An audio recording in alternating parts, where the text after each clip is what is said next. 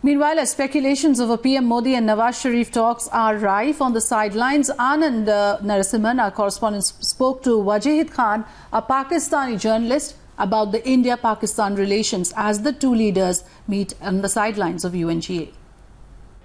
Should Narendra Modi and Nawaz Sharif engage? Is a neutral turf the best place for India and Pakistan to try and work out a thaw in equations?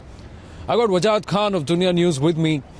We bumped into each other on the sidelines of the UNGA, but Wajid, where is Pakistan's perception here? Because the mood is very, very anti-engaging with India. Correct me if I'm wrong. Well, speaking of bumping into each other, one hopes that the Prime Ministers of the Islamic Republic of Pakistan and the Republic of India bump into each other at the Waldorf Astoria, where they're both staying. There's no bilat officially confirmed, as we all know. However, India has been dominating the headlines and the build-up to this session since spring. There has been a slow case building locally and globally by the Pakistanis, very particularly focused on a dossier which may or may not be shared at the UN in the next few days. We don't know that.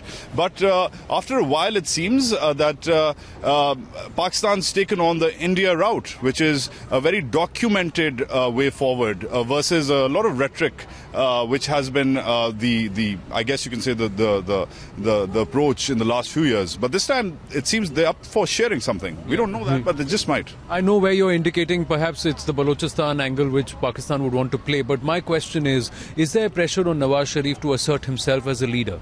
Of course, there always is with a Pakistani Democrat. It's irrelevant whether you're Nawaz Sharif or, God bless her, Benazir Bhutto. I mean, for God's sake, President Musharraf had pressure to assert himself as a leader, especially when it comes to tackling India.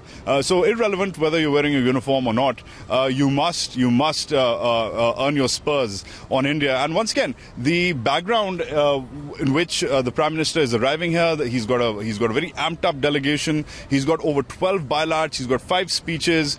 India is supposed to crop up in at least a couple of them.